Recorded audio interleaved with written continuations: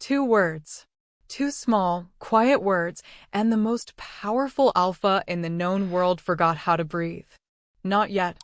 She had no idea what she had just done. No idea that with those 2 syllables, spoken soft as a whisper against the cold silence of the great hall, she had cracked something open inside a man who had spent 12 years sealing himself shut. No idea that she had just become the most dangerous thing in his kingdom. Not because of what she was, but because of what she made him feel. Before we continue, please subscribe to Cindy's Wolfheart Stories, because here, we don't just tell love stories. We make you feel them. The kingdom of Waldron had forgotten what peace felt like. For 12 long years, the throne had sat empty while war consumed the borderlands. 12 years of blood soaking into frozen earth. 12 years of howls that carried no joy, only grief, only fury, only the promise of more death to come. And now, on the first night of the Hunter's Moon, the Alpha King had finally returned. His name was Cashin, and the realm trembled at the sound of it. Lyra stood among the others in the great hall, her fingers cold against the rough wool of her cloak, her heart beating a rhythm she could not calm. The stones beneath her feet were ancient, older than the war, older than the kingdom itself. They had witnessed generations of wolves bow before power. Tonight, they would witness something none of them expected. She should not have been here. The summons had come 3 days ago, carried by riders in black who spoke in clipped commands and offered no explanations. Every unmated female of age was required to present herself before the Alpha King upon his return. It was law, old law, dusty law, the kind of law that existed more in tradition than in practice. But Cashin was not a king who ignored tradition. So Lyra had come. Not because she believed in fate. Not because she harbored secret dreams of being chosen by royalty. She came because refusing would have meant punishment for her small village, for the handful of wolves who had taken her in when no one else would. She came because she had learned, long ago, that survival meant becoming invisible. And invisible she intended to stay. The Great Hall of Waldron was a cathedral of shadow and stone. Massive iron chandeliers hung from chains thick as a man's arm, their candles casting pools of amber light that never quite reached the vaulted ceiling. Tapestries lined the walls, ancient weavings depicting hunts and conquests, wolves midshift with their jaws open to the moon. But it was not the grandeur that stole Lyra's breath. It was the silence. 300 women stood in that hall. 300 unmated females, some trembling with hope, others rigid with fear. And not one of them made a sound. Because he was there. At the far end of the hall, elevated on a dais of black granite, the Alpha King sat upon a throne that looked less like a seat of power and more like a warning. Its back rose in jagged peaks forged, it was said, from the weapons of every Alpha who had ever challenged the crown and lost. And the man who occupied it. Lyra had heard stories. Everyone had. They said Cashin had killed his first enemy at 14. They said he had taken the throne at 19, ripping it from the hands of a tyrant uncle who had ruled through terror. They said he had spent the last 12 years in the borderlands, fighting a war that should have been unwinnable, and winning it anyway through sheer, savage will. They said he was more wolf than man now. Looking at him, Lyra believed it. He was massive, not just tall, but broad in a way that suggested violence lived comfortably in his bones. His dark hair fell past his shoulders, tangled and untamed, as if he had ridden straight from battle into this hall. His face was carved from angles too sharp for softness, a jaw that could have been cut from stone, cheekbones that caught shadow like blades, a mouth set in a line that had forgotten how to curve. But it was his eyes that made Lyra's wolf stir beneath her skin. They were the color of winter storms. Gray and silver and cold, so cold that looking into them felt like falling through ice into dark water. Those eyes moved across the room now, scanning the gathered women with the same detachment one might use to inspect livestock. There was no hunger in his gaze. No interest. Just assessment. Lyra kept her head down. She was small for a wolf, always had been. Her dark hair fell in loose waves around a face that was more plain than pretty, her features unremarkable in every way that mattered. She had perfected the art of blending into crowds, of being the one no one remembered, the one who slipped through notice like smoke through fingers. Tonight, she needed that skill more than ever. Because there was something else about Lyra. Something she had spent her entire life hiding. Something that burned beneath her skin like banked coals, waiting for the wrong moment to ignite. The court announcer began calling names. One by one, women stepped forward to be acknowledged by the king. Most received only a brief glance, a dismissal so swift it was almost cruel. A few earned a lingering look, a murmured question from one of the advisors who flanked the throne. None earned a response from the king himself. He sat there like carved obsidian, utterly still, utterly cold. Whatever he was looking for, he clearly had not found it. Lyra's shoulders began to unknot. She was near the back. Unremarkable. Forgettable. In moments, this would be over, and she could slip away into the night, back to her quiet life in a village that barely appeared on maps. Lyra of the Eastern Ridge. Her blood turned to ice. She felt every eye in the room shift toward her as she forced her feet to move. The walk to the dais seemed endless, each step echoing against the stone floor, each heartbeat thundering in her ears. Invisible, she reminded herself. You are invisible. Small. Forgettable. Nothing to see. She stopped at the base of the dais and dipped into the expected bow, keeping her gaze fixed firmly on the ground. The stones were flecked with quartz that glittered like scattered stars. She focused on that glitter, clung to it, prayed to every old god she knew that this moment would pass without incident. Look at me. The command was quiet. That was what made it so terrifying. There was no raised voice, no bark of authority. Just two words, spoken in a tone as smooth and dark as midnight water, and somehow more commanding than any shout could ever be. Lyra raised her head, and the world stopped. Later, she would try to explain what happened in that moment. She would fail. Language did not have the architecture to contain it. Cashin's eyes met hers, and for one endless, suspended heartbeat, something crackled between them, something that felt like recognition, like collision, like the first spark before a fire consumes everything it touches. His expression did not change. But something in those storm-gray eyes shifted. Do you have a mate? The question was standard. Required, even, by the ancient laws that governed these gatherings. Every woman was asked. Every woman answered. But the way he asked it, the way his voice dropped half an octave, the way his fingers tightened almost imperceptibly on the arm of his throne, that was not standard. That was not standard at all. Lyra wet her lips. Her throat had gone dry. Not yet. The words came out softer than she intended. Gentle. Almost apologetic, as if she were confessing something shameful rather than stating simple fact. The hall held its breath. Cashin did not blink. Did not move. Did not look away. 300 women stood in that room. 300 potential matches, potential alliances, potential futures. And the Alpha King saw none of them.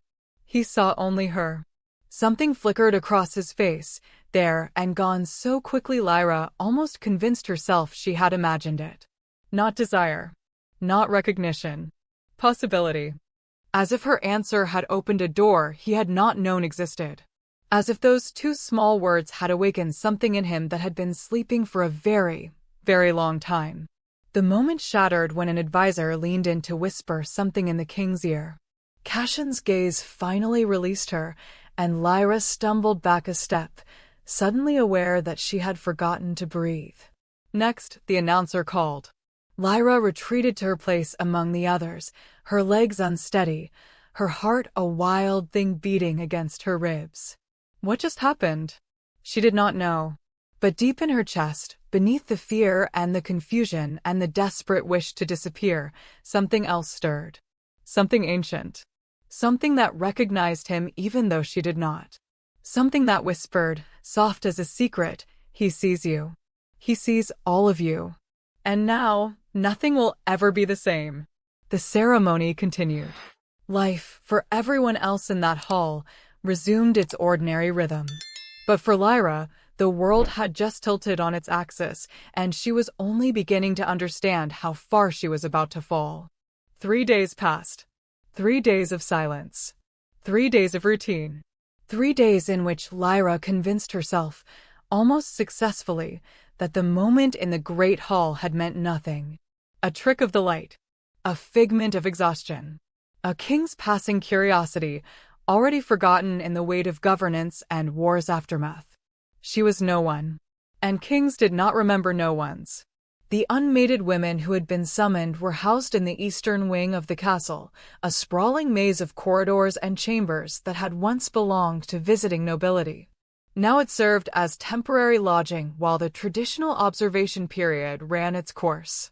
3 weeks, they were told. 3 weeks of feasts and gatherings and opportunities to be seen.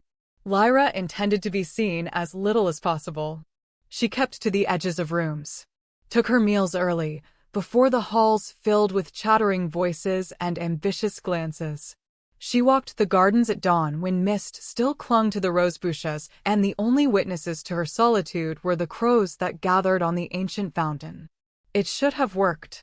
It always had before. But something was different now.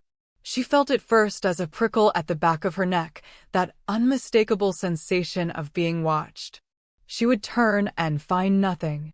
No one lingering in doorways. No eyes tracking her movements from shadowed alcoves. Just empty space and her own paranoia echoing back at her. Then the patterns began to shift. The guard who usually stood at the entrance to the garden was replaced. Then replaced again. A servant who had been assigned to bring morning tea stopped appearing, her duties transferred to someone else without explanation. An invitation to a luncheon with several high-ranking females arrived at Lyra's door, elegantly scripted, and was followed, within the hour, by a terse note explaining the event had been cancelled. Small changes. Subtle rearrangements. The kind of shifts that most people would never notice. But Lyra had survived this long by noticing everything. Someone was moving pieces on a board she could not see. Someone was rearranging the world around her in ways that made no sense, unless that someone wanted her isolated, contained, kept separate from the rest without ever making it obvious. The realization should have terrified her.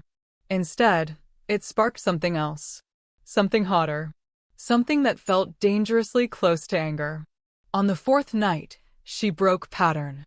The castle held a reception in the grand ballroom, a glittering affair meant to showcase the eligible females to the unmated males of the court. Lyra had intended to skip it, to plead headache or fatigue, to remain safely invisible in her borrowed chamber. Instead, she dressed in the single fine gown she had been provided. She pinned her dark hair away from her face. And she walked into that ballroom with her chin lifted and her heart hammering against her ribs. If someone wants to watch me, she thought grimly, let them watch this. The ballroom was a sea of silk and candlelight. Crystal chandeliers cast prismatic rainbows across the marble floor, and the scent of hothouse flowers mixed with perfume and wine until the air itself felt intoxicating. Couples moved through formal dances, their steps precise, their smiles practiced. Laughter bubbled up from clustered conversations, bright and brittle as spun glass. Lyra took a breath and stepped into the crowd. She made it approximately 12 steps before she felt it. That weight, that pressure at the base of her skull, spreading down her spine like fingers of ice. She did not need to look to know he was there. Her wolf knew. Her blood knew. Every nerve ending in her body suddenly oriented itself toward a single point in the room like iron filings drawn to a magnet. She looked anyway. Cashin stood at the far end of the ballroom, surrounded by advisors and generals still wearing the dust of the borderlands on their boots. He was dressed in black, always black, she was beginning to realize, as if color were a luxury he had long ago abandoned. His dark hair had been pulled back from his face, revealing the sharp angles of his features in unforgiving clarity. He was not looking at her. He was listening to something one of his generals was saying, his expression carved from granite, utterly focused on matters of state and strategy. And yet, And yet Lyra could feel his attention on her like a physical touch. Like he was aware of exactly where she stood, exactly how she moved, exactly who turned their head to glance her way. It made no sense. It made her furious. She grabbed a glass of wine from a passing servant and drained half of it in a single swallow, the liquid burning a path of false courage down her throat. Fine. If the Alpha King wanted to play games with invisible strings, she would pretend not to notice. She would mingle. She would smile. She would be exactly the kind of unremarkable, forgettable female that everyone expected her to be. And she would not, absolutely would not look at him again. The resolution lasted approximately 20 minutes. She was engaged in conversation with a nervous young male from one of the lesser packs when she felt the air in the room change. Conversation stuttered. Laughter faded. The music continued, but the dancers moved more stiffly, their eyes cutting towards something happening just over Lyra's shoulder. She turned. And there he was. Cashin had left his cluster of advisors and was moving through the crowd with the easy, predatory grace of a wolf who had never known what it meant to be prey. People parted before him without being asked, bodies shifting aside, gazes dropping, the unconscious submission of lesser wolves in the presence of absolute dominance. He was walking toward her. No, not walking. Stalking. Every step deliberate. Every line of his massive frame radiating controlled power. Those storm gray eyes locked onto her face with an intensity that made her forget how to breathe. The young male she had been speaking to took one look at the approaching Alpha and mumbled something about refreshments before practically fleeing. Lyra stood her ground. She did not know why. Every survival instinct she had ever developed was screaming at her to bow, to submit, to make herself small and unthreatening. This was the Alpha King, the conqueror, the wolf who had painted the borderlands red with the blood of his enemies for over a decade. But there was something else beneath the fear. Something defiant. Something that looked at his approach and whispered, "No. I will not cower. Not for him. Not for anyone." Cashin stopped before her. Close. Too close. Close enough that she could smell him, pine and smoke, and something darker, something wild, something that made her wolf pace restlessly beneath her skin. For a long moment, neither of them spoke. The ballroom continued to swirl around them, but it felt distant now. Muffled. As if they had stepped into a pocket of reality that belonged only to them. "You're angry." His voice was low. Quiet. Meant for her ears alone. Lyra blinked. Of all the things she had expected him to say, commands, questions, the cold formalities of royalty addressing a subject, an observation about her emotional state had not made the list. "I don't know what you mean, Your Majesty." The title felt sharp on her tongue. A reminder. A boundary. "You're the king, and I am no one, and whatever game you are playing, I refuse to be a piece on your board." Something flickered in those gray eyes. Not anger. Not offense. Amusement. It was there and gone in an instant, so quick she almost missed it. But she didn't miss it. And somehow, that almost smile was more unsettling than his intensity had been. "You've been avoiding the gatherings," he said. Not a question. "I've been attending them." "No." He tilted his head slightly, studying her with that unnerving focus. "You've been appearing at them. There's a difference. You stand at the edges.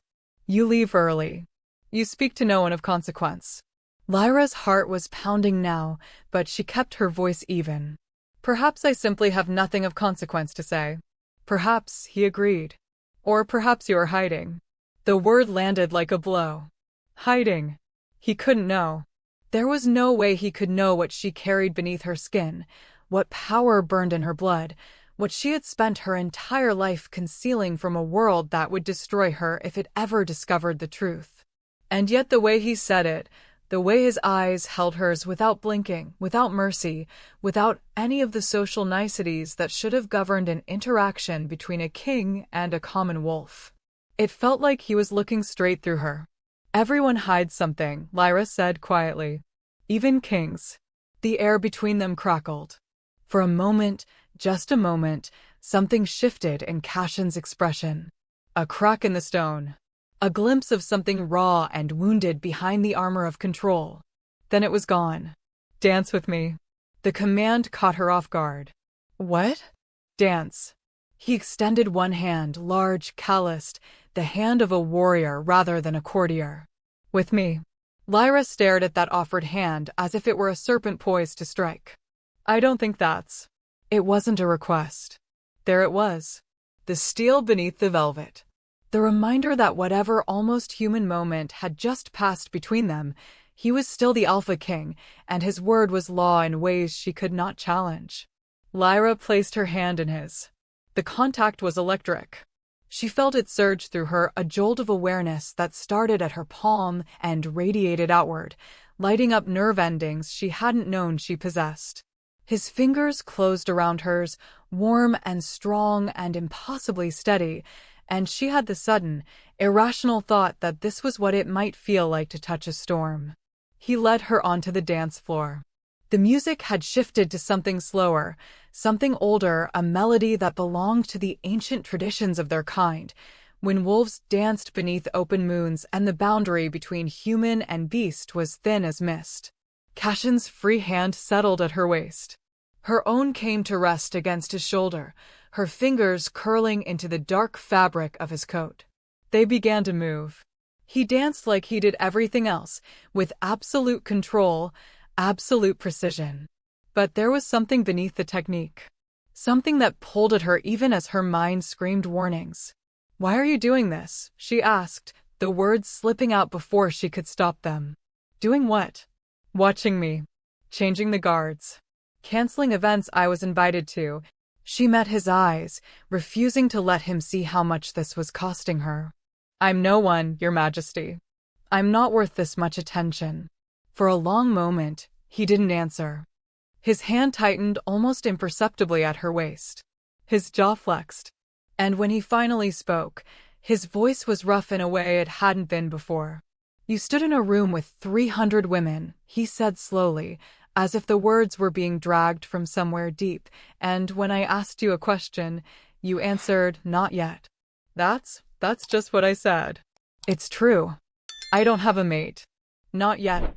He repeated the words like they were a wound. Not I am unmated. You said, 'Not yet.' As if you were waiting. As if you believed someone was coming." Lyra's breath caught. She hadn't thought about her word choice. It had simply fallen from her lips, honest, unguarded, a truth she hadn't meant to tell. "I didn't mean." "The moment you said it," Cashin continued, his voice dropping lower, darker, "something in me woke. Something I had buried a long time ago. Something that is now very, very interested in making sure that whoever you are waiting for." His grip on her waist tightened again, possessive in a way that made her wolf whimper, "Never arrives." The music swelled around them. Lyra could not speak, could not think, could only stare up at this man, this king, this conqueror, this force of nature wrapped in human skin, and feel the ground crumbling beneath her feet. "I don't belong here," she whispered. "No," he agreed, something dangerous flickering in those storm-gray eyes. "You don't. And yet here you are." And here his thumb moved against her waist, the smallest gesture, utterly devastating, "is exactly where I intend to keep you." The dance ended. He released her with a courtesy that felt like a threat, stepped back, and inclined his head in the barest acknowledgement of propriety. "Sleep well, Lyra of the Eastern Ridge," he said. "We will speak again soon."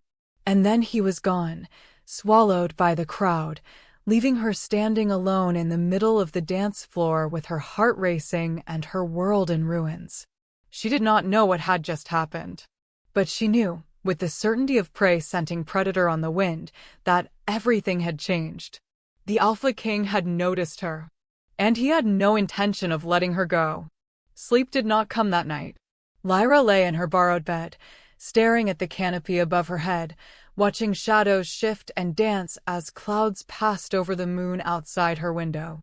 The sheets were fine linen, softer than anything she had ever slept on, but they felt like chains.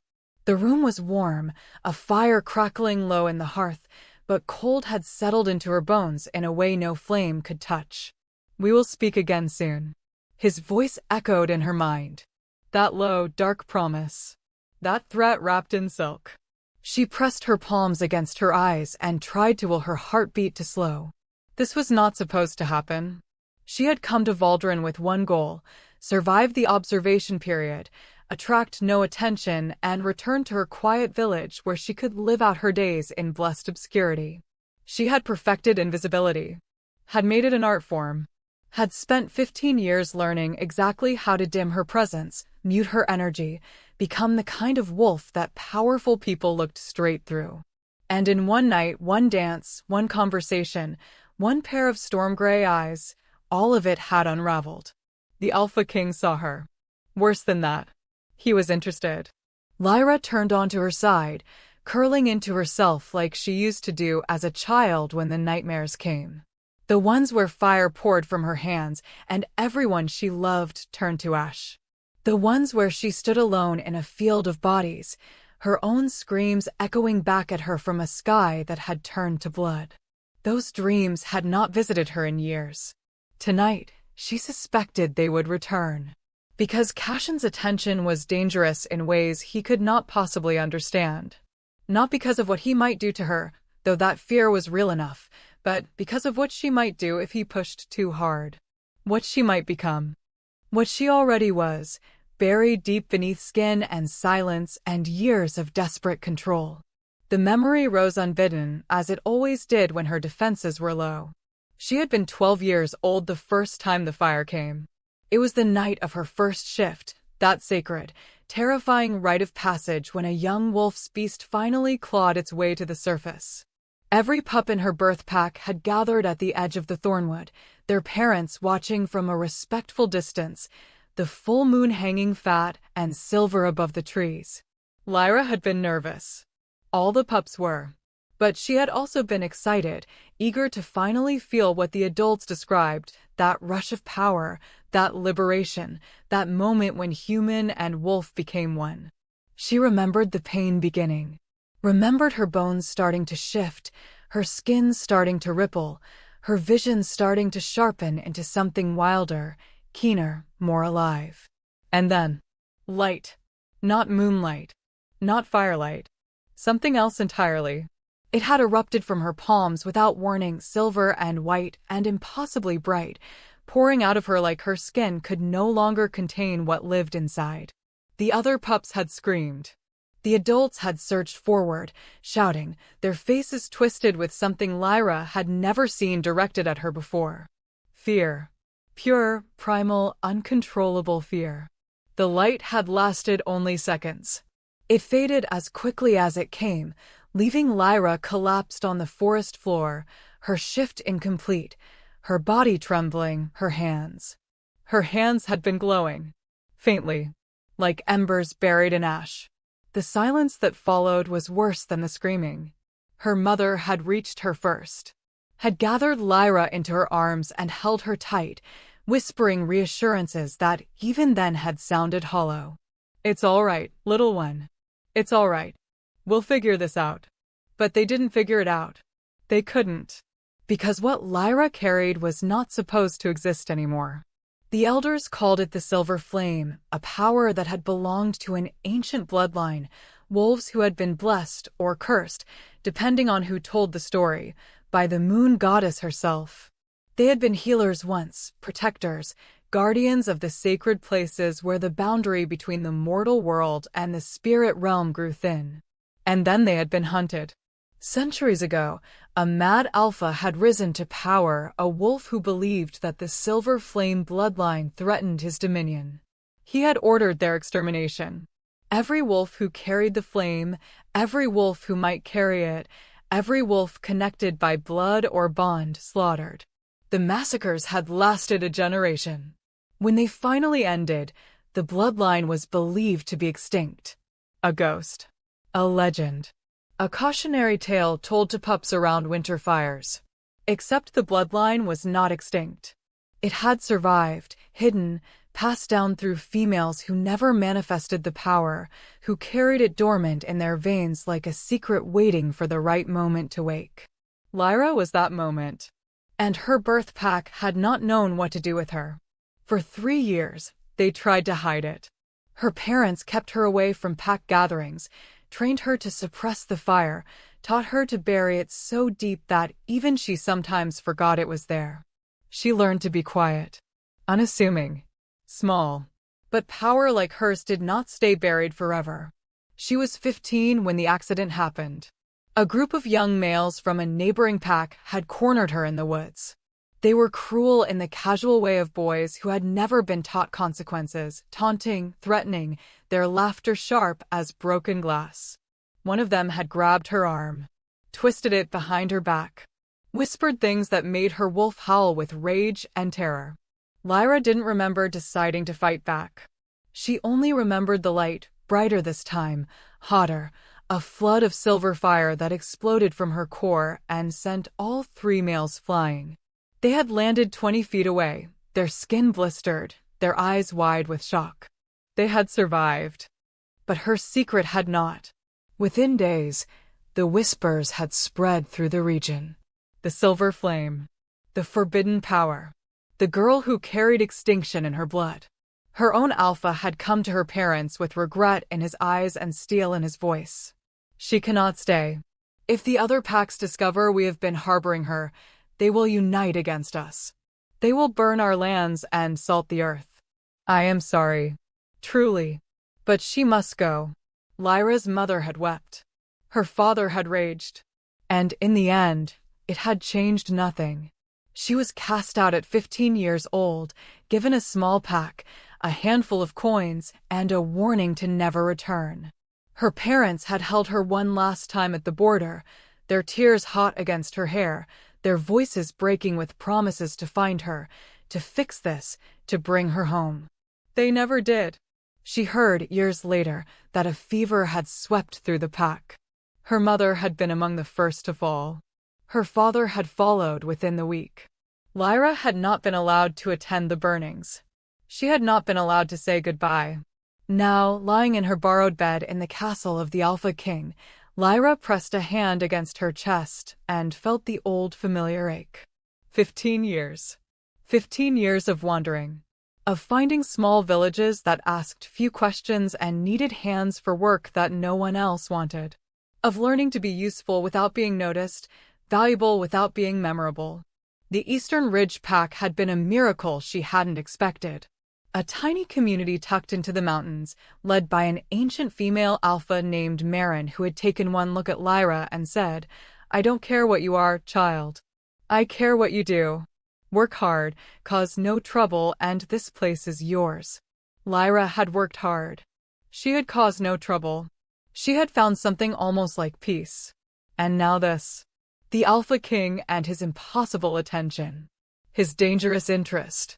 His claim, spoken without words, understood without explanation, that she belonged in his orbit whether she wished it or not. He doesn't know, she reminded herself. He can't know. She had been so careful.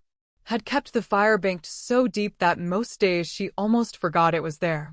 Her wolf was quiet, obedient, nothing remarkable. Her shifts were ordinary. Her strength was average. Everything about her was designed to scream nothing to see here. But when she had met his eyes in the great hall, when he had asked her if she had a mate, something had stirred. Not just in him. In her. The fire had shifted in its sleep. Had rolled over like a beast becoming aware of a new presence in its den. Had opened one eye and looked at the Alpha King with an interest that terrified Lyra more than anything he could possibly do. Because the silver flame did not wake for ordinary wolves. It woke for power. It woke for connection. It woke for... No, she would not think that word. Would not allow her mind to form it, her heart to hope for it.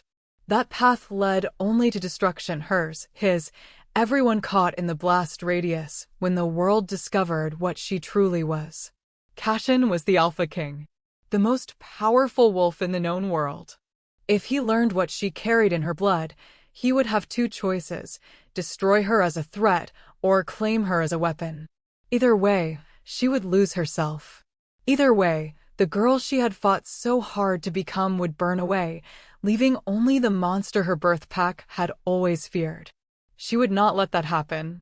Tomorrow, she would find a way to deflect his interest. Would become so boring, so unremarkable, so utterly beneath his notice that he would forget she existed. The observation period would end. She would return to the Eastern Ridge. And the Alpha King would find some other female to fixate on, some ambitious daughter of a powerful pack who actually wanted his attention. The plan was solid. The plan was logical. The plan completely ignored the way her heart had raced when he touched her. The way her wolf had risen to meet his wolf across the crowded ballroom. The way something deep in her core had whispered, for the first time in her life, finally. Lyra closed her eyes and forced her breathing to slow. She would not think about that. She would not think about the warmth of his hand at her waist, or the roughness in his voice when he spoke of what she had awakened in him, or the crack in his armor when she had said that everyone hides something, even kings. She would not think about the loneliness she had glimpsed behind those storm gray eyes. A loneliness that matched her own. No. She would be smart. She would be careful. She would survive this the way she had survived everything else, by becoming invisible, by disappearing into the background, by refusing to let hope convince her that she deserved something more than shadows. The fire in the hearth crackled low. Outside, the moon continued its slow arc across the sky. And deep in Lyra's chest, buried beneath years of fear and discipline and loss, the silver flame turned over once more. It did not go back to sleep. It was waiting now. Waiting for the moment when control would shatter and everything she had tried to bury would finally, inevitably, come flooding into the light. That moment was coming. She could feel it approaching like a storm on the horizon, like the tremor before an earthquake, like the held breath before a scream. And when it arrived, neither she nor the Alpha King would be able to look away. The dreams came, just as she had feared. Fire and screaming. Bodies falling. Her own hands glowing so bright she could see the bones beneath her skin, could feel the power pouring out of her in waves she could not control, could not stop, could not. Lyra woke gasping, her nightgown soaked with sweat, her heart slamming against her ribs like a caged animal desperate for escape. The fire in the hearth had died to embers. The room was cold now, shadows pressing in from every corner, the moonlight through the window casting everything in shades of silver and gray. She sat up slowly, pressing her palms against her face, willing her breathing to steady. Just a dream. Just the same nightmare she had carried since childhood, dressed in new clothes but singing the same terrible song. Except, her hands were warm. Too warm. Lyra looked down and felt her stomach drop. Faint light pulsed beneath her skin. Barely visible. The softest glow, like moonlight trapped in amber, tracing the veins of her wrists and disappearing up her forearms. No. No. She hadn't lost control like this in years. Had trained herself to keep the flame so deeply buried that it never surfaced, not even in sleep. But something had changed. Something had shifted since she'd arrived at this castle, since she'd looked into the eyes of the Alpha King, since he'd touched her and her wolf had responded with a recognition that transcended logic. The flame was waking, and she didn't know how to force it back to sleep. Lyra threw off the covers and crossed to the wash basin, plunging her hands into the cold water. The shock helped.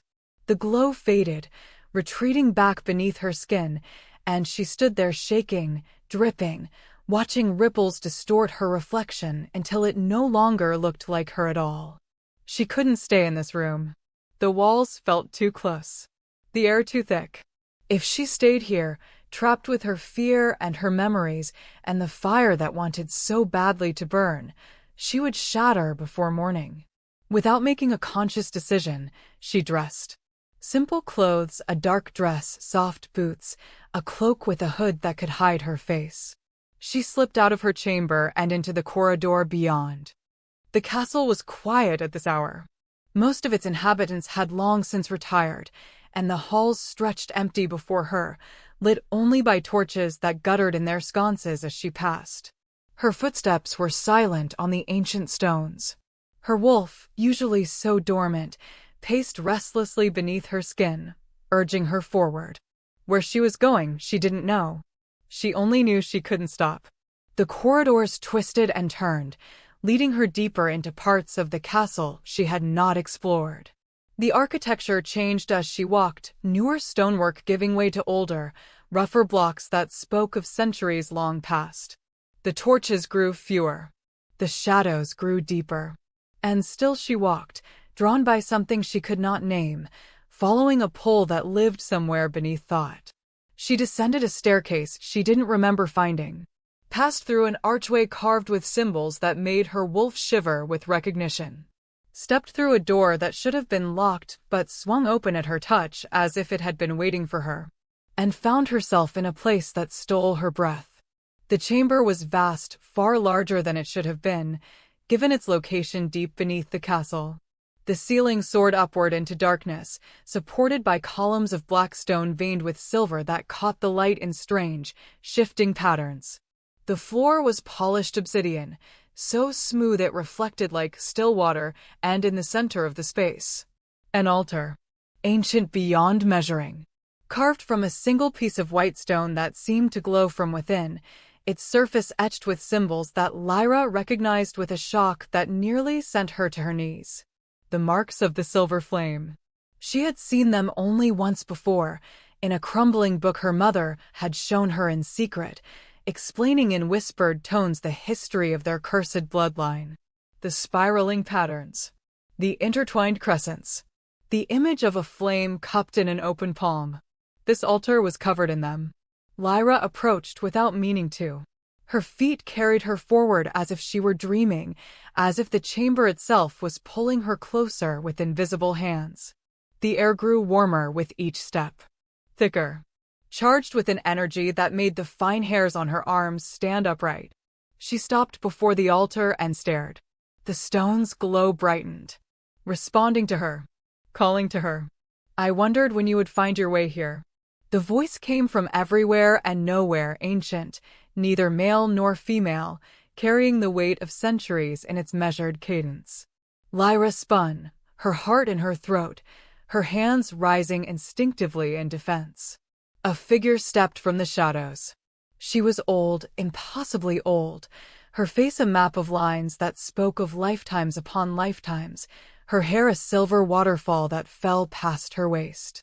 Her eyes were milky with blindness, yet they fixed on Lyra with an accuracy that suggested sight was irrelevant to what she perceived.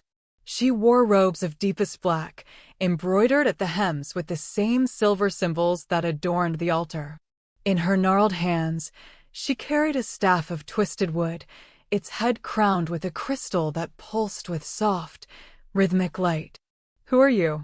Lyra's voice came out barely above a whisper. The old woman smiled. It was not a comforting expression. "I am the keeper," she said simply. "I have guarded this sacred place since before the current Alpha's grandfather drew his first breath.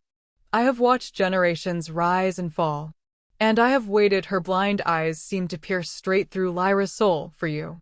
Lyra shook her head. "You're mistaken. I'm no one. I'm just. You are the flame." The words landed like a physical blow. Lyra stumbled back a step, her composure cracking. "I don't know what you're talking about." "Your blood knows."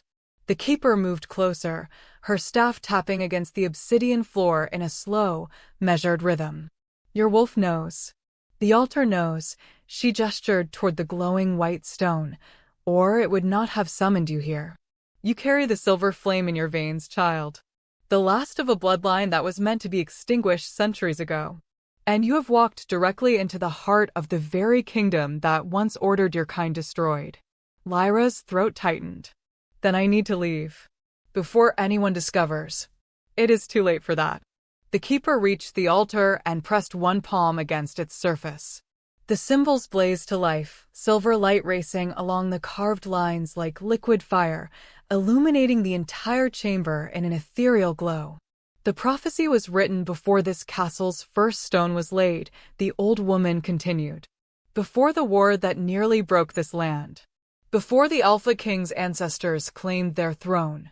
It speaks of a time when the realm would stand on the edge of ruin, and a child of the forbidden flame would rise to either save it or condemn it to darkness. Lyra couldn't breathe, couldn't think. The light from the altar was pulsing now, matching the frantic rhythm of her heartbeat.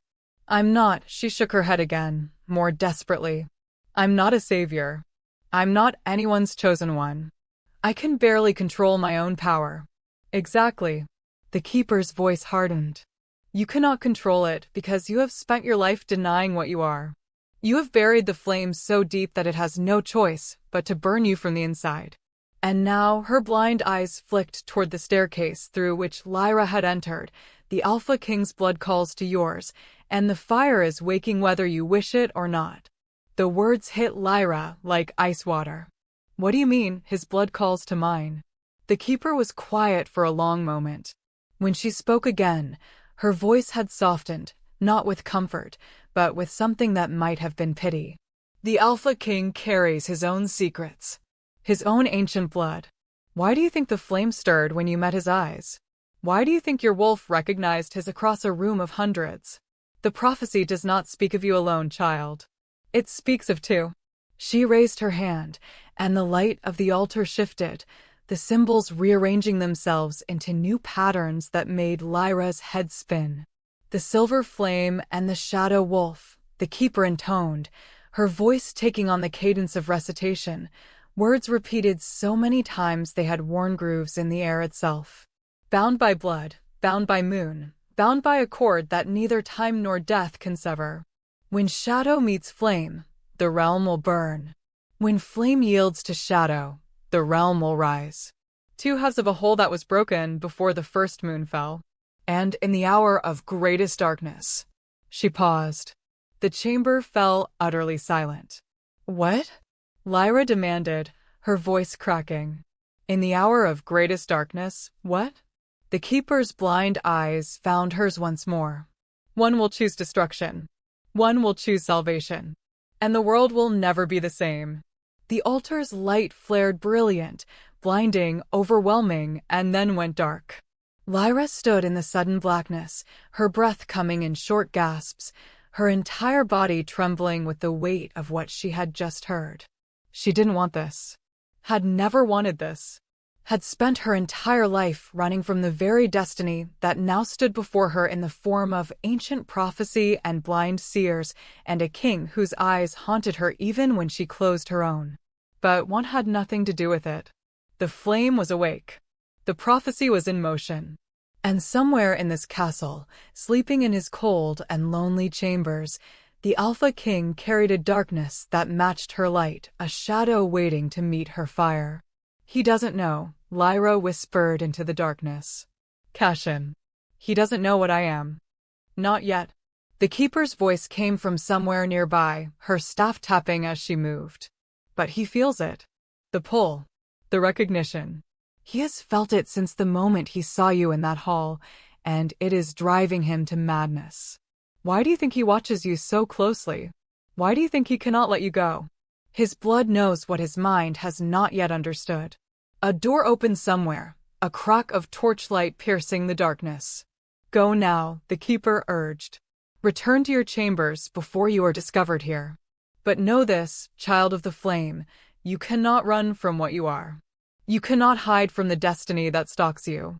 The only choice you have, the only choice you have ever had, is whether you will face it as predator or prey. Lyra turned toward the light, toward escape, toward the safety of ignorance she could no longer afford. At the threshold, she paused. The prophecy, she said without turning back. It said one will choose destruction and one will choose salvation. But it didn't say which one chooses which. Silence. Then, soft as a whisper, ancient as the stones themselves. No, child. It did not. Lyra fled. She ran through the winding corridors, up staircases that seemed to multiply in the darkness, through hallways that blurred past in smears of shadow and torchlight. She ran until her lungs burned and her legs ached, and the door of her borrowed chamber appeared before her like salvation. She threw herself inside and slammed the door behind her, pressing her back against it, sliding down to the floor as her composure finally, completely shattered. The fire in the hearth had rekindled itself in her absence. Impossible. Unless… Lyra looked at her hands. They were glowing again, brighter than before. Silver light traced the lines of her palms, the veins of her wrists, the shape of her fingers as they trembled against the cold stone floor. She closed her eyes and let the tears fall. She had spent 15 years building a life on the foundation of being nobody, of being forgettable, of being safe. And in one night, one prophecy, one blind seer, one altar that knew her name before she spoke it, all of it had crumbled to dust. She was the silver flame. Cashin was the shadow wolf. And somewhere between them, a destiny waited with teeth bared and claws extended, ready to devour them both. 3 days passed in a haze of avoidance and dread. Lyra moved through the castle like a ghost, attending the required functions with her head down and her presence muted, speaking only when spoken to, retreating to the shadows the moment attention drifted elsewhere. She ate little, slept less. The fire beneath her skin pulsed constantly, now a low, persistent heat that she could not fully extinguish no matter how deep she tried to bury it. The Keeper's words haunted her waking hours. The silver flame and the shadow wolf. Bound by blood, bound by moon, bound by a cord that neither time nor death can sever. She caught glimpses of Cashin at the edges of gatherings, always watching, always present, always surrounded by advisors and generals who demanded his attention. Their eyes met more than once across crowded rooms, and each time, Lyra felt that electric jolt of recognition, that terrifying pull that made her wolf strain toward him like a compass needle finding north. She always looked away first. He never did. But he kept his distance, gave no more commands to dance, made no more midnight appearances to interrogate her about her anger or her secrets. It was as if their conversation in the ballroom had never happened, as if he had decided to observe from afar rather than engage directly. Lyra should have been relieved. Instead, she felt the weight of his attention more acutely than ever, pressing against her skin, filling the spaces between her thoughts, making it impossible to forget, even for a moment, that she was being watched by the most dangerous wolf in the kingdom. On the 4th morning, everything changed. The great hall had been transformed for a formal assembly, the kind of political gathering where alliances were displayed and power was measured in who stood closest to the throne. Alphas from the surrounding territories had been arriving all week, their entourages swelling the castle's population, their ambitions thickening the air with barely concealed tension. Lyra had planned to skip the assembly entirely. There was no reason for an unmated female of no consequence to attend such an event. She would claim illness, remain in her chambers, continue her strategy of becoming so forgettable that eventually even the Alpha King's interest would fade. But the summons that arrived at dawn left no room for refusal. Your presence is required. By order of the crown. So she dressed, pinned her hair back, wrapped herself in the armor of invisibility she had spent years perfecting, and walked into the great hall to find a nightmare waiting. The assembly was already in progress when she arrived.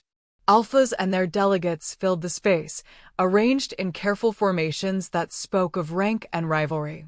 At the far end, elevated on his throne of forged weapons, Cashin presided over the gathering with the cold authority of a wolf who had earned his crown through blood. But it was not the Alpha King who made Lyra's steps falter. It was the wolf standing at the base of the dais, addressing the assembled crowd with a confidence that bordered on arrogance. He was young, perhaps a few years older than Lyra herself, with golden hair that caught the torchlight and features that belonged on a classical sculpture. Handsome in an obvious, almost aggressive way. His shoulders were broad, his stance loose, his smile carrying the easy charm of someone who had never been told no. Lyra recognized the sigil on his chest. The Ashford Pack.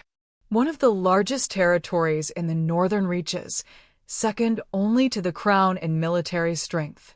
Their alpha had been one of Cashin's most crucial allies during the war, and his son, it seemed, had inherited all of his father's ambition with none of his patience. The young alpha's name drifted through the crowd in whispered fragments. Theron. Theron of Ashford. And he was speaking about her. Tradition dictates that unmated females presented during the observation period may be courted by any eligible alpha, Theron was saying, his voice carrying easily through the hall. Yet I find that every time I attempt to engage with one particular female, obstacles appear. Invitations are withdrawn. Gatherings are cancelled. Guards materialize to redirect my path. He spread his hands in a gesture of theatrical confusion. I mean no disrespect to the crown, of course. But I must ask, has some new law been enacted that I am unaware of? One that removes certain females from the traditional rites of courtship. Silence rippled through the assembly. Every eye turned toward the throne. Cashin's expression revealed nothing. He sat perfectly still, one hand resting on the arm of his seat, his storm-gray eyes fixed on Theron with an intensity that should have made the younger wolf flinch. Theron did not flinch. If anything, his smile widened. I speak, of course, of the female called Lyra.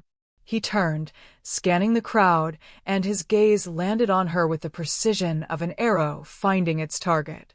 There she is. Perhaps she can speak for herself. Tell me, Lyra of the Eastern Ridge, have I given offense? Is there some reason you seem determined to avoid my company? The weight of 300 stairs crashed down on Lyra's shoulders. She couldn't breathe, couldn't think. The fire beneath her skin flared in response to her panic, and she clenched her fists against her thighs, willing it back, forcing it down. Not here. Not now. Not in front of all these witnesses. Before she could formulate a response, before she could do anything but stand frozen like a deer caught in torchlight, another voice cut through the silence. Perhaps the female simply has taste. The words came from somewhere to Lyra's left. A ripple of shocked laughter moved through the crowd, quickly stifled. Theron's handsome face hardened. I beg your pardon? You heard me. A figure stepped forward, a female with sharp features and sharper eyes, wearing the colors of one of the Western packs. Not every unmated wolf is eager to throw herself at the first golden boy who smiles in her direction. Some of us have standards. The tension in the hall ratcheted upward. Theron's smile had vanished entirely now, replaced by something cold. You speak boldly for a wolf of lesser rank. Perhaps your alpha should teach you better manners.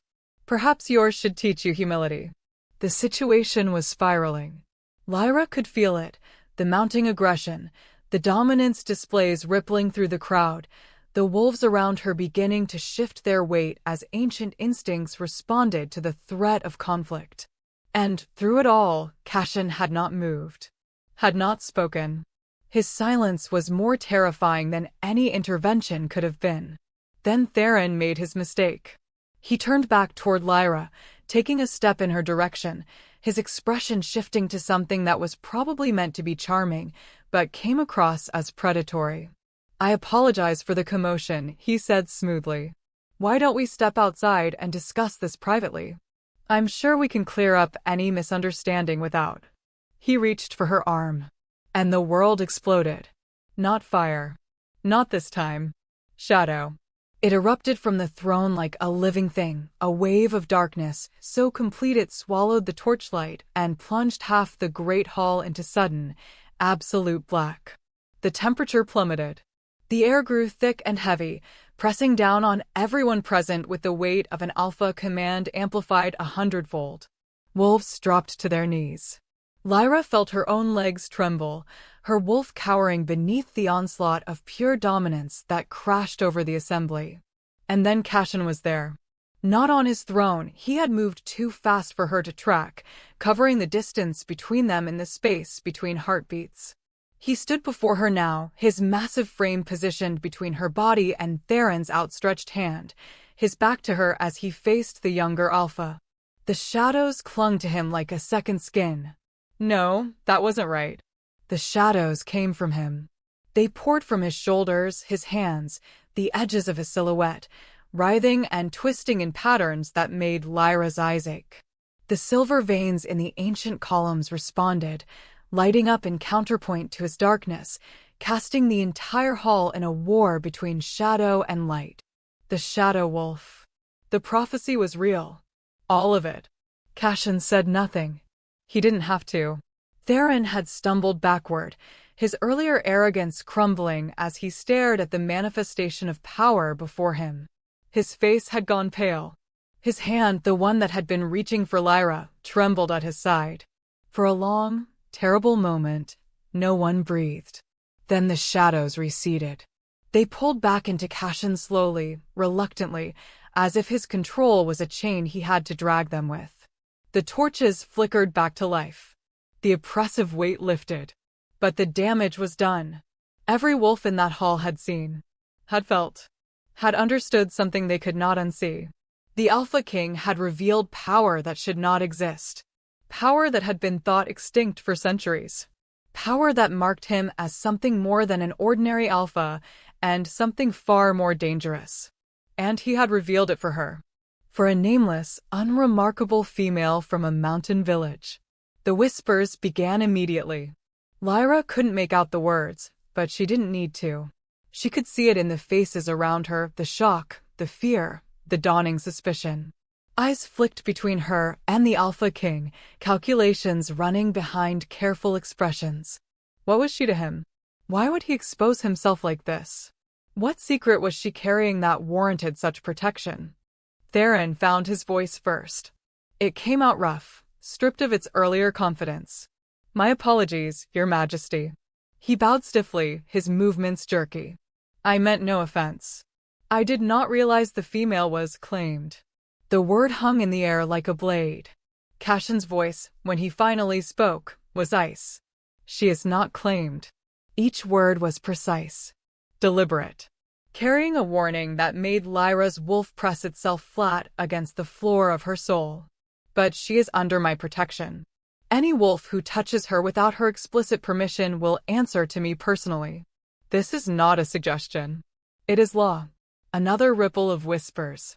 Lyra wanted to disappear. Wanted the floor to open up and swallow her whole. She could feel the fire responding to her distress, rising against her control, and she dug her nails into her palms hard enough to draw blood, using the pain to anchor herself. Not here. Not now. She could not lose control here. Theron retreated with what remained of his dignity. The assembly began to break apart, wolves dispersing in clusters of urgent conversation.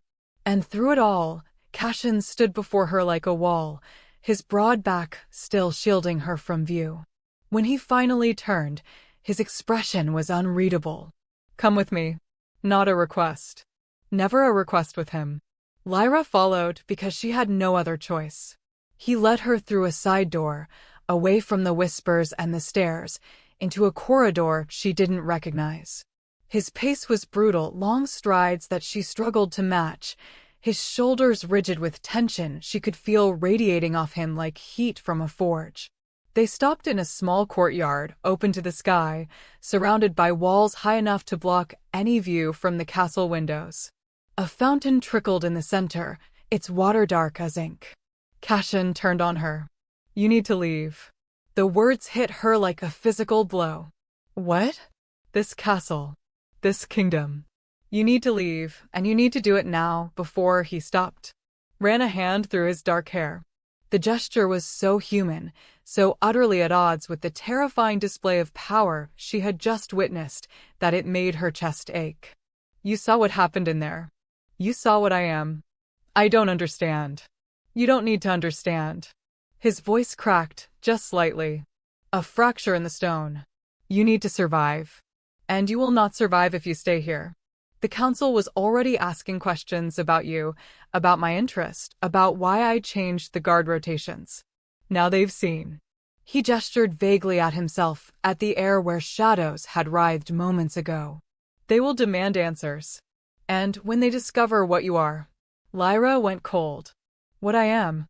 Cashin met her eyes. The weight of his gaze was crushing. Knowing. Ancient in a way that had nothing to do with age. "Do you think I don't sense it?" His voice dropped to barely above a whisper. "The fire in your blood. The power you're fighting to contain. It calls to me, Lyra. It has been calling to me since the moment I saw you in that hall. And I have been fighting it every second of every day because I know," his jaw clenched. "I know that if the realm discovers what we both carry, neither of us will survive what comes next." The truth of the prophecy crashed over her in a wave. He knew. Had known, perhaps, from the beginning. The silver flame and the shadow wolf. They had both been hiding. Both been running. Both been pretending to be less than they were, burying ancient power beneath control and silence. And now, in one moment of protective fury, he had exposed them both. "What do we do?" Lyra heard herself ask. Her voice sounded distant. Strange. Cashin looked at her for a long moment. Then something in his expression closed. The crack in his armor sealed shut, and the cold, controlled Alpha King returned. "You leave," he said flatly. "Tonight. I'll arrange an escort. You'll return to your village and forget this ever happened." "And the prophecy?" His face flickered. "There is no prophecy. There is only survival. And you will not survive if you stay near me." He turned to go. Cashin. His name on her lips stopped him cold. She had never used it before. Never dared. He didn't turn back. "I can't hide forever," Lyra said quietly. "Neither can you. Whatever this is, whatever we are, it's already in motion. Sending me away won't stop it." Silence stretched between them. When he spoke again, his voice was rough. Broken in places he was trying desperately to hold together. "Then we are both doomed." He walked away. And Lyra stood alone in the courtyard, the fountain whispering beside her, the fire in her veins burning brighter than ever, knowing with absolute certainty that she would not be leaving. Not tonight. Not ever. Whatever destiny stalked them both, she was done running from it. Lyra did not return to her chambers that night. She could not face the borrowed bed, the borrowed walls, the borrowed life that was crumbling around her like sand through desperate fingers. Instead, she walked. Through gardens gone silver with moonlight. Along ramparts where guards gave her wide berth, their eyes sliding away as if she had become something they could no longer see directly. Past fountains and archways and ancient stones that hummed with power she was only beginning to understand. She walked until her feet ached and her mind quieted, until the chaos of the assembly hall faded to a dull roar beneath the steady rhythm of her own heartbeat. And then she found herself at the old watchtower. It rose from the eastern edge of the castle grounds, a relic from an earlier age, its stones weathered by centuries of rain and wind. Most of the structure had fallen to ruin, but the central spire remained intact, its spiral staircase leading to a small chamber at the top that overlooked the entire valley below. Lyra climbed without thinking. The view from the top stole what remained of her breath. The kingdom of Valdrin spread before her in shades of silver and shadow, forests like dark velvet, rivers catching moonlight like ribbons of mercury, distant mountains rising against a sky thick with stars. It was beautiful. Painfully beautiful. The kind of beauty that made her chest ache with longing for something she could not name. She was not alone. She sensed him before she saw him, that familiar weight of attention, that electric awareness that had become as constant as her own heartbeat over the past weeks. He stood at the far end of the chamber, his back against the ancient stones, his face half hidden in shadow. Cashin. Of course it was Cashin. "You should be preparing to leave," he said quietly. Lyra did not flinch, did not retreat. Something had shifted inside her since the courtyard, some wall had fallen, some fear had burned away, leaving only a strange, reckless clarity in its wake. "I told you. I'm done running." "Then you're a fool." "Perhaps." She moved to the window, looking out at the moonlit kingdom. "But I've been running my entire life, and it hasn't saved me from anything. It only delayed the inevitable." She glanced back at him. "You know that better than anyone. You've been running too." Something flickered across his face. Pain. Recognition. The ghost of a wound that had never fully healed. "I am not running," he said, but the words lacked conviction. "I am protecting my kingdom from what I am." "By hiding it? By pretending it doesn't exist?" Lyra shook her head. I tried that strategy for 15 years. It doesn't work. The power doesn't care if you acknowledge it. It's still there waiting, growing, getting hungrier every time you push it down. Cashin was quiet for a long moment. Then, slowly, he moved to stand beside her at the window. Not touching, but close enough that she could feel the heat of him, could smell that familiar scent of pine and smoke and shadow. I was 16 when it first manifested, he said quietly. Lyra's heart stumbled. He had never spoken of himself. Never offered anything personal, any glimpse behind the armor of the Alpha King. She held her breath, terrified that any movement might shatter the moment. My father was still Alpha then. Still strong, still vital, still the center of my entire world. Cashin's voice was distant, lost in memory. He was teaching me to fight. Not the formal training, the real kind. The kind where blood gets spilled and bones get broken, and you learn what you're truly made of. He paused. The moonlight caught the angles of his face, making him look younger, more vulnerable. I lost control. He pushed me too hard, and I snapped. The shadows came out of nowhere. I didn't even know what they were, what I was doing. I just felt this rage, this power, this darkness that wanted out. And when it was over, his jaw clenched. My father was on the ground, bleeding. Not from claws or teeth from shadow. It had cut him. Carved wounds in his flesh that took months to heal. And he looked at me with Cashin's voice cracked, just slightly. With fear. My own father. The strongest Alpha I had ever known. He was afraid of me. Lyra's chest ached with the weight of his pain. He never looked at me the same way after that, Cashin continued. He still trained me, still prepared me for the throne, but there was always a distance. A wariness. Like he was waiting for the monster to emerge again. He exhaled slowly. He died before the war. A fever of all things. The great Alpha, taken by something as ordinary as sickness. And we never. He didn't finish the sentence. He didn't have to. I'm sorry, Lyra whispered. It wasn't enough. Words never were. But she offered them anyway, because silence felt like abandonment, and she understood, perhaps better than anyone, what it meant to carry a power that made the people you loved afraid. The first time my fire manifested, I was 12, she said quietly. My first shift. All the other pups were there. My parents. The whole pack watching. And instead of becoming a wolf, I became light. Silver fire pouring out of my hands, bright enough to blind. Everyone screamed. Cashin turned to look at her. My mother held me afterward. Told me it would be all right.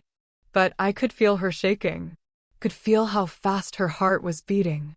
Lyra's voice trembled. She was terrified of me. Her own daughter.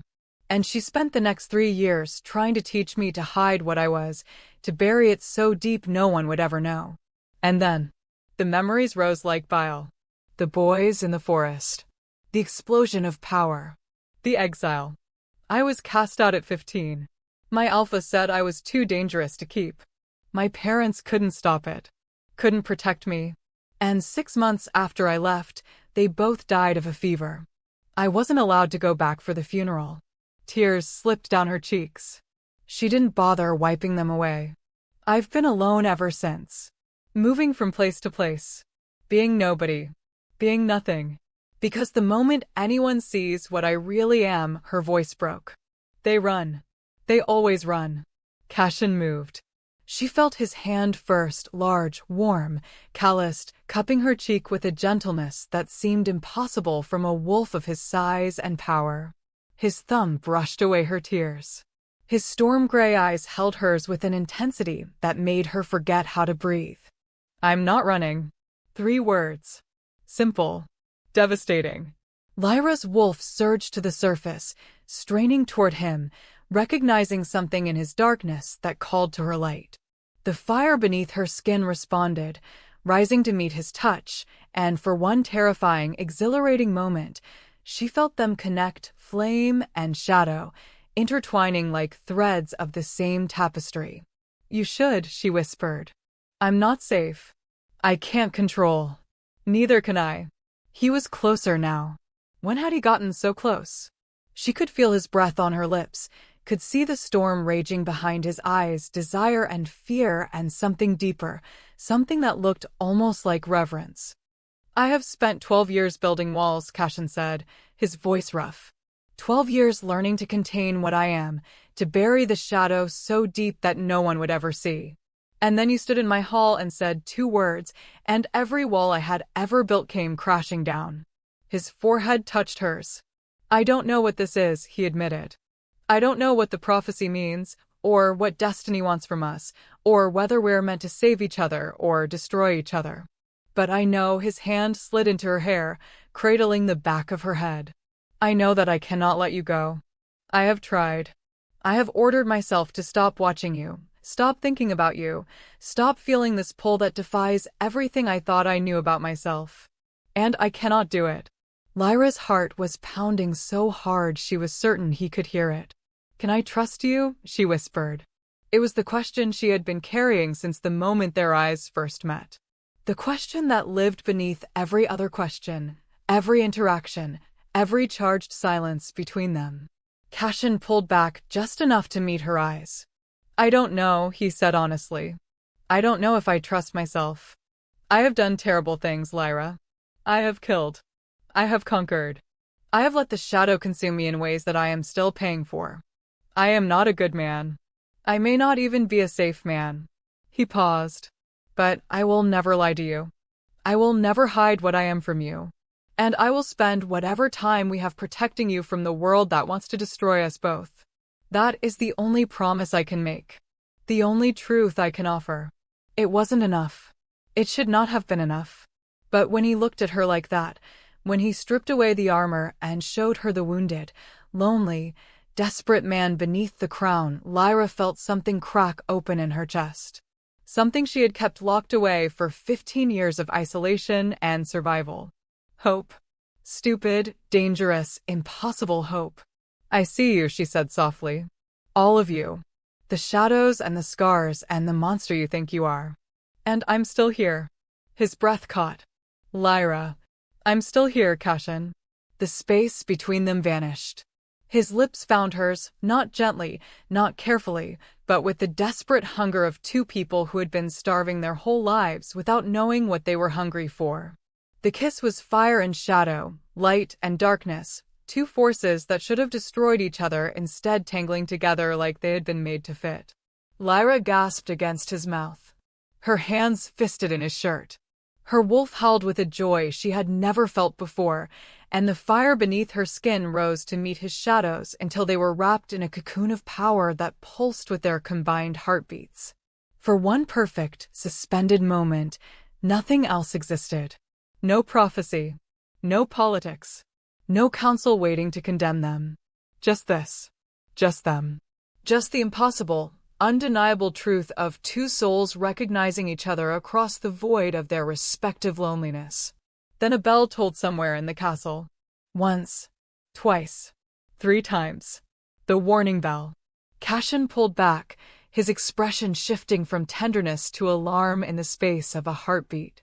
The shadows around them dissipated as his focus snapped outward, toward the castle, toward whatever threat had just announced itself.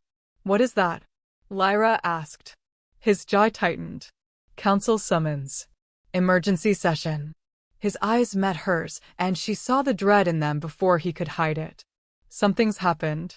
He took her hand. Held it tight. Whatever comes next, he said quietly, stay close to me. Promise me. Lyra squeezed his fingers. I promise. They descended the watchtower together, hand in hand, as the warning bell continued to toll, and neither of them knew that they were walking toward the betrayal that would shatter everything. The great hall had been transformed into a tribunal. Where musicians had played and dancers had swirled just days before, now there stood only judgment. The thrones of the High Council flanked the Alpha King's seat, 7 wolves of ancient bloodlines, their faces carved from stone, their eyes cold with the kind of certainty that preceded executions. Cashin strode into the hall with Lyra at his side, and the whispers that had been building fell silent like a throat being cut. Something was very, very wrong. Lyra felt it in the air, a tension that went beyond politics, beyond power plays, beyond the usual machinations of court. The wolves gathered along the walls watched her with expressions she had seen before. In her birth pack, the night her fire had first manifested. In the eyes of her alpha when he had ordered her exile. Fear. Loathing. The terrible certainty of people who had already made their decision. The keeper stood at the base of the dais. That was wrong too. The old seer never left her underground chamber, never emerged from her sacred duties to participate in matters of state. Yet here she was, her blind eyes fixed on some point beyond the visible world, her gnarled hands gripping her staff with white-knuckled intensity. And beside her, Lyra's blood turned to ice. Theron of Ashford stood among the council, a scroll of aged parchment clutched in his hands, and a smile of triumph curling his perfect lips. The bruise of humiliation still shadowed his features, the memory of being brought to his knees by Cashin's shadow in front of the entire assembly, but beneath it gleamed something far more dangerous. Revenge. Alpha King. The head of the council spoke first, an ancient wolf named Aldrich whose white hair and weathered face marked him as one of the oldest surviving alphas in the realm. You have been summoned to answer charges of concealment, conspiracy, and treason against the natural order. The words fell like stones into a still pond. Cashin did not flinch. His hand tightened around Lyra's once, quickly, and then released. Speak plainly, Aldrich. What charges? Theron stepped forward, unable to contain his eagerness. The charges are simple, Your Majesty. He unrolled the scroll with a flourish. You have knowingly harbored a carrier of the Silver Flame, a bloodline that was condemned by sacred law centuries ago, whose extermination was ordered by the combined pacts of the realm, and whose very existence poses an existential threat to our kind. Murmurs rippled through the hall. Lyra felt the world tilt beneath her feet. Furthermore, Theron continued, his voice rising with theatrical outrage, you have concealed your own forbidden nature. The Shadow Wolf, another bloodline thought extinct, another power that was meant to die with its final carriers. You have sat upon this throne for over a decade, wielding authority you were never entitled to hold, hiding abomination beneath the mask of kingship. The murmurs became a roar. Wolves surged forward, their faces twisted with shock and fury. Guards moved to contain them, but the damage was done. The secret was out, all of it, spilled like blood across the polished stones, impossible to take back. Cashin's voice cut through the chaos like a blade. Silence. It was not loud. It did not need to be. The word carried the weight of absolute dominance, pressing down on every wolf in the hall until they had no choice but to obey. Bodies went rigid. Mouths snapped shut. Even Theron swayed slightly, his confident smile flickering. How did you come by this information? Cashin asked quietly. Theron regained his composure. The keeper herself confirmed it. She has testified before this council that the prophecy is real, that you and this female are the Silver Flame and Shadow Wolf spoken of in the ancient texts. She has told us everything. Lyra looked at the old seer, betrayal burning in her chest. The keeper's expression revealed nothing. Her blind eyes stared into distances only she could see, and if she felt any remorse for what she had done, it did not show.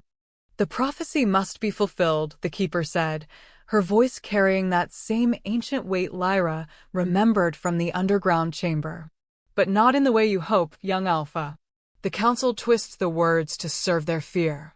The words are clear enough. Aldrich stepped forward, his weathered face hard with conviction. When shadow meets flame, the realm will burn. That is the prophecy, is it not? This union threatens everything we have built, everything we have protected for generations. The prophecy speaks of choice, the keeper countered. Of two possible futures. We will not gamble the fate of our people on possibilities. Aldrich turned to face Cashin, and there was something almost like regret in his ancient eyes. I am sorry, Cashin.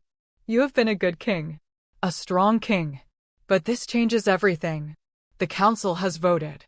By a margin of 5-2, we have determined that both carriers of forbidden blood must be neutralized for the safety of the realm. Neutralized. Such a clean word for execution. Lyra felt the fire surge beneath her skin, rising in response to her terror. She fought it down, but her control was slipping, fraying at the edges like rope under too much strain. You cannot do this.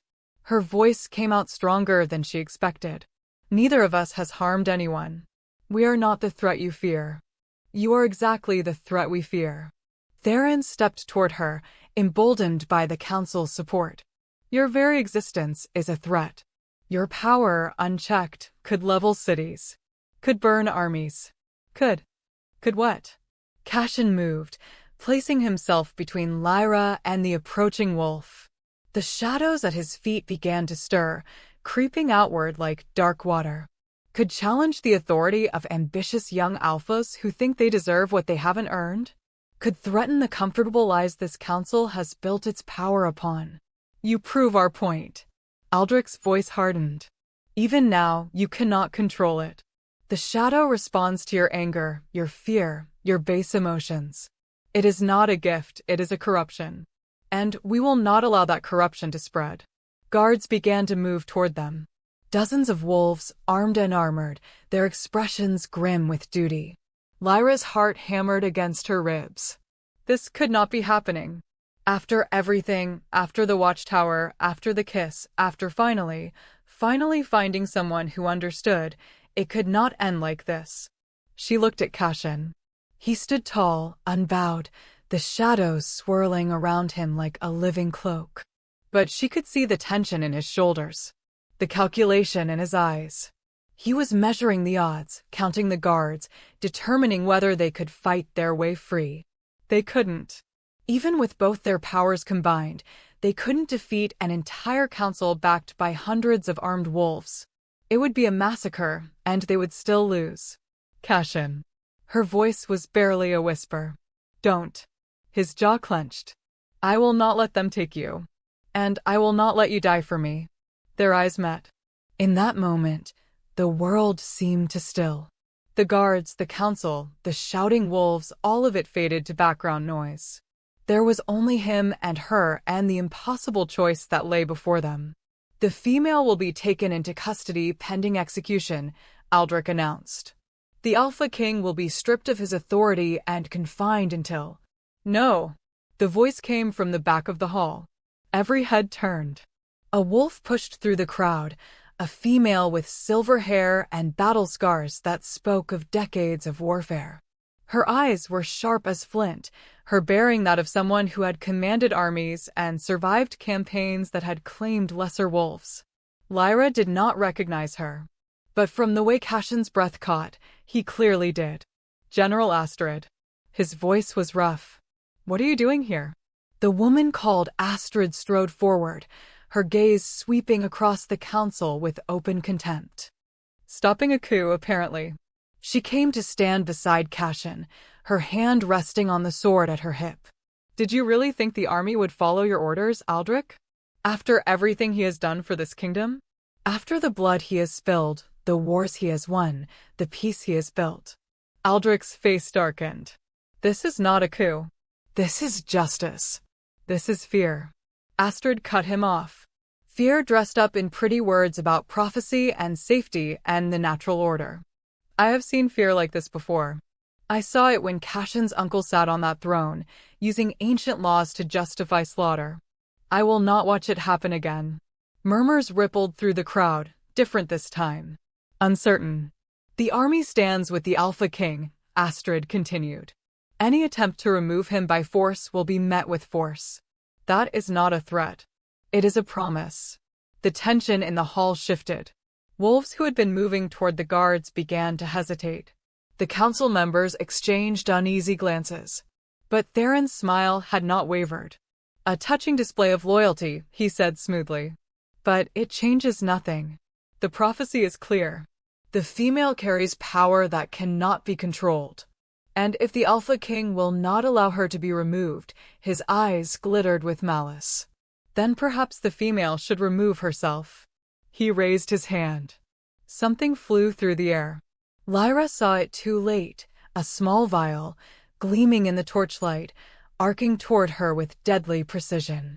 She tried to move, to dodge, to throw up a shield of flame, but her body was frozen, her power locked by shock and terror, and Cashin moved. He caught the vial in his bare hand, his reflexes impossibly fast, the shadows surging to wrap around it like a protective cocoon. But the glass shattered anyway, and something spilled across his palm, something silver and smoking, something that made him cry out in a voice Lyra had never heard him use. Pain. Pure, undiluted pain. Cashin. She caught him as he fell, his weight nearly taking her to the ground. The silver liquid was eating through his skin, dissolving flesh, sending black veins of poison crawling up his arm toward his heart.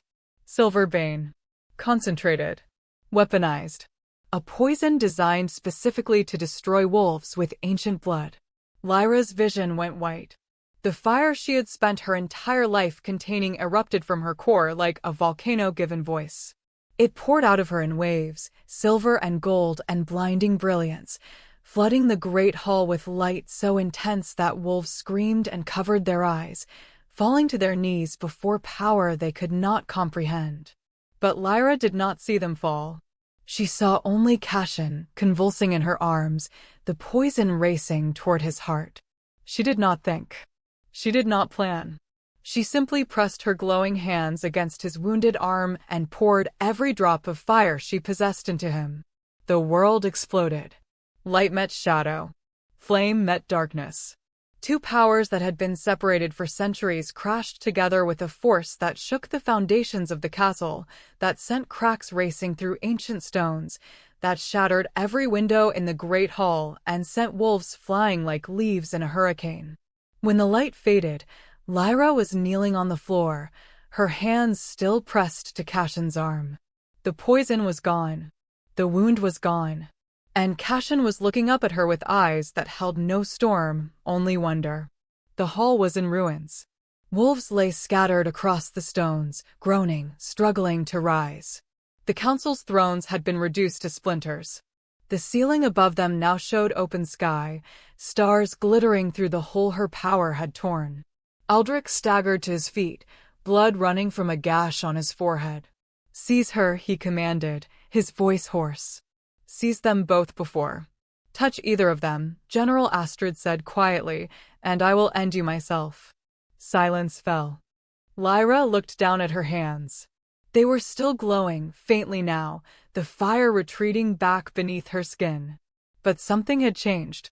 Something had shifted in the way the power sat within her, the way it responded to her will. She had used it to heal.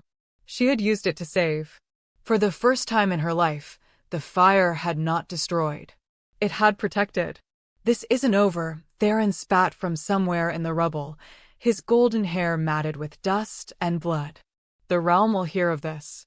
They will know what you are, what you've done. Then let them hear." Lyra's voice was steady, calm, utterly without fear. "Let them know that the silver flame has returned. Let them know that it burned not to destroy, but to save. And let them decide for themselves which prophecy they believe." She helped Cashin to his feet. He leaned against her, still weak from the poison that had nearly claimed him, but his eyes never left her face. "You saved me," he said quietly. "You would have done the same. I would have." He reached up, brushed a strand of hair from her face with fingers that trembled slightly. "But I don't think I could have done what you just did. That wasn't destruction, Lyra. That was love." The word escaped before she could stop it. His breath caught. Around them, the ruined hall was beginning to stir. Wolves regaining their senses, guards reforming their lines, the council gathering itself for whatever came next. But for one moment, just one, none of it mattered. Cashin pulled her close and pressed his forehead to hers. "We need to go," he murmured. "I know. This isn't over. I know that too." He pulled back just enough to meet her eyes. "Whatever comes next, we face it together." Lyra nodded. Together. It was such a simple word. And it changed everything. They fled into the night. Not alone, General Astrid and a contingent of loyal soldiers surrounded them as they escaped through passages that had not seen use in centuries. Underground tunnels carved by wolves long dead, leading from the castle's foundations into the wild forests beyond. Behind them, the castle burned. Not with fire, with chaos. The council's attempted coup had fractured the kingdom, splitting wolves into factions that were already beginning to tear at each other. Those loyal to the Alpha King fought those who believed the prophecy meant destruction. Those who feared the silver flame clashed with those who had seen its light and felt something other than terror. War had come to Valdrin. And it was only the beginning. They traveled for 3 days, moving through forests and mountain passes, staying ahead of the hunting parties that Theron and the council sent after them. Lyra's power flickered and surged unpredictably, still recovering from the massive expenditure that had saved Cashin's life, still adjusting to whatever fundamental shift had occurred in that moment of desperate healing. On the 4th night, they reached the sanctuary. It rose from the forest floor like a dream of an earlier age, a temple of white stone and silver spires, its architecture unlike anything Lyra had ever seen. Symbols covered every surface, the same marks she had seen on the altar in the Keeper's chamber, the same patterns that were carved into her very blood. The Temple of the First Moon, Astrid said quietly. I thought it was only a legend. Most things that matter are, Cashin replied. They entered together. The interior was vast, lit by light that seemed to come from nowhere and everywhere at once. Ancient murals covered the walls, images of wolves running beneath full moons, of flames intertwining with shadows, of 2 figures standing at the center of a world being reborn. The silver flame and the shadow wolf. Here, in this sacred place, the prophecy was not a warning. It was a promise. They will find us here, Astrid said. Theron won't stop. The council won't stop. They'll bring every wolf in the realm if they have to. Let them come. Lyra's voice was calm. Certain. I'm done hiding. Done running. Done pretending to be less than I am to make frightened people comfortable. Cashin looked at her, really looked, his storm-gray eyes searching her face as if seeing her for the first time. You've changed, he said. I've remembered. She met his gaze without flinching. What I am isn't a curse. It never was. The fire doesn't want to destroy, it wants to protect. To heal. To light the way through darkness. I was just too afraid to let it. She moved to the center of the temple, where an altar of pure crystal rose from the floor like solidified moonlight. Her hands came to rest on its surface, and the fire within her responded gently this time, rising to meet the ancient power embedded in the stone. Light bloomed. Not blinding, not explosive, but soft. Warm. The kind of light that chased away shadows without violence, that illuminated without burning. The murals on the walls began to glow, their images coming alive, telling a story that had been waiting centuries to be told. The first wolves were not predators, Lyra heard herself say, the words coming from somewhere deeper than memory. They were guardians. Protectors of the balance between light and shadow. The silver flame and the shadow wolf were not separate bloodlines, they were 2 halves of the same whole. Meant to work together. Meant to complete each other. Cashin moved to stand beside her, his own power stirring in response to her words. The shadows at his feet began to lift, to swirl, to reach toward her light like lovers too long separated. The prophecy was corrupted, Lyra continued. Twisted by wolves who feared what they couldn't control. When shadow meets flame, the realm will burn, was never a warning. It was a promise that when the 2 halves finally reunited, everything that had grown corrupt and rotten would be cleansed. Not destroyed. Transformed. The temple shuddered. Energy was building now, ancient power awakening after centuries of dormancy. The crystal altar blazed brighter. The murals blazed brighter. And somewhere, deep in Lyra's core, the fire blazed brightest of all. A horn sounded in the distance. They had been found. Astrid moved to the temple entrance, her hand on her sword. Hundreds of them, she reported grimly. Theron leads them. And he's brought something else, something dark. I can feel it even from here. Cashin's jaw tightened. The council has been dabbling in forbidden magic. Blood rituals. Summoning. They believe if they can destroy us, they can claim our power for themselves. Can they? His silence was answer enough. Then we end this, Lyra said. Tonight. Now. She walked toward the temple entrance, and with each step, the fire within her rose higher. She was no longer fighting it, no longer containing it, no longer treating it as a beast to be caged. She was becoming it. The silver flame wrapped around her like armor, brilliant, beautiful, terrible in its majesty. Her eyes blazed silver. Her hair lifted in an invisible wind. And when she spoke, her voice carried harmonics that had not been heard in the mortal world for 500 years. I am Lyra of the Silver Flame, daughter of a bloodline that your ancestors tried to exterminate, carrier of a power that has slept for centuries, waiting for this moment. And I am done being afraid of what I am. She stepped out of the temple.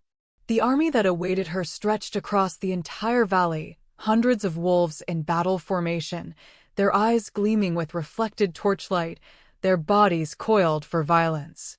At their head stood Theron, his golden hair streaming in the wind, his face twisted with triumph. And beside him, the thing that crouched beside him had once been a wolf. Lyra could see that in the shape of its limbs, the structure of its skull. But it had been corrupted, twisted, transformed into something that belonged to nightmare rather than nature. Shadows clung to it like disease. Red light gleamed from eyes that held no consciousness, no mercy, no soul. A shade beast.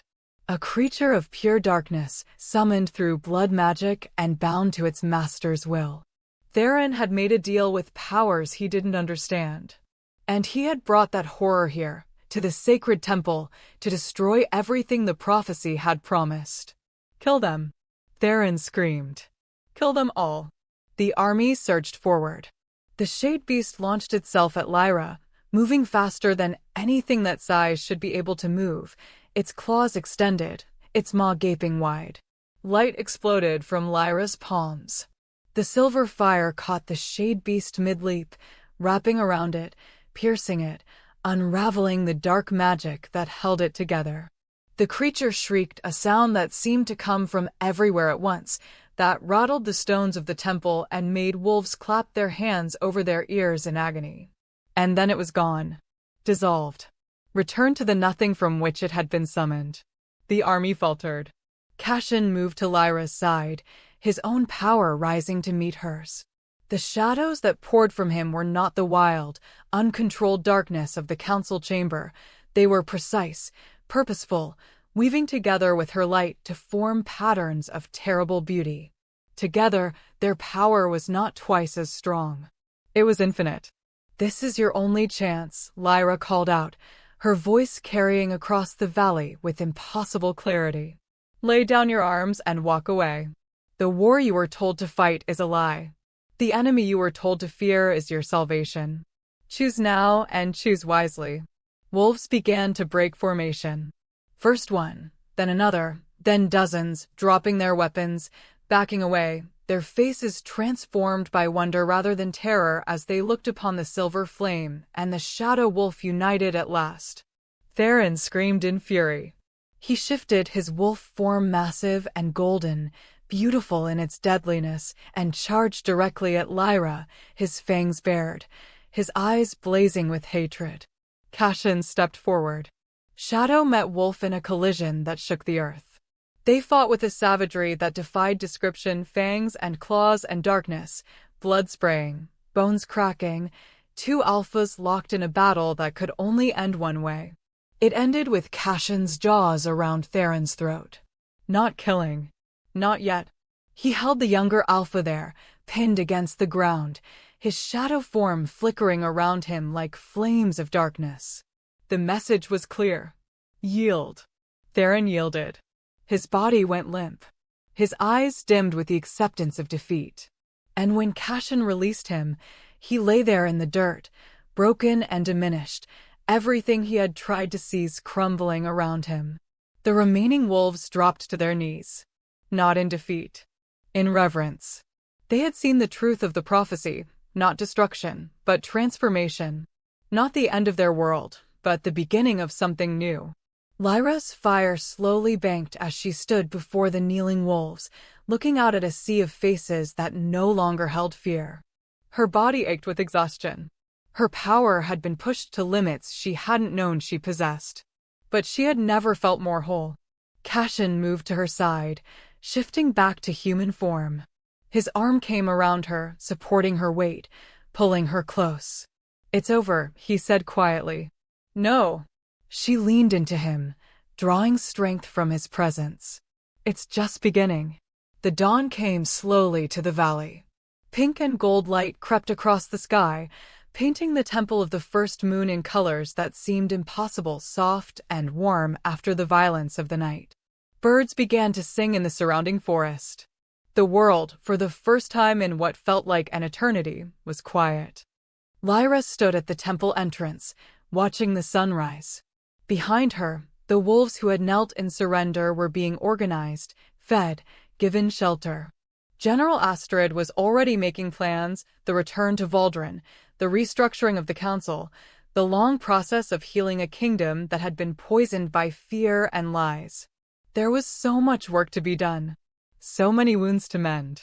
So many wolves who still believed the old stories, who still feared the flame and the shadow, who would need time and patience and proof before they could accept the truth of what they had witnessed. But that work would wait. Right now, there was only this: the quiet, the peace, the golden light of a new day breaking across a world that had been saved. Footsteps behind her. She knew his presence before he touched her, that magnetic awareness that had never faded, that pull that had grown stronger with every moment they spent together. His hand came to rest on her shoulder, warm and steady. "The council has been dissolved," Cashin said quietly. "Astrid has sent riders to every territory. By nightfall, the realm will know what happened here." Lyra nodded, but didn't turn. "They'll be afraid," she said. "Some of them. Maybe most of them. They'll hear that the silver flame has returned, and they'll remember the stories. The warnings. The centuries of teaching that my bloodline is something to be destroyed." "Yes," he agreed. "They will be afraid. And you?" She finally turned to face him. "After everything, the council, the battle, the shade beast, are you afraid of what I am? Of what we are together?" Cashin studied her for a long moment. He looked tired. Battle-worn. The fight with Theron had left marks that would take days to heal: a cut across his cheek, bruising along his jaw, a weariness in his eyes that spoke of more than physical exhaustion. But beneath the fatigue, something else burned. Something steady, unwavering, certain. "I have been afraid my entire life," he said slowly. "Of the shadow. Of myself.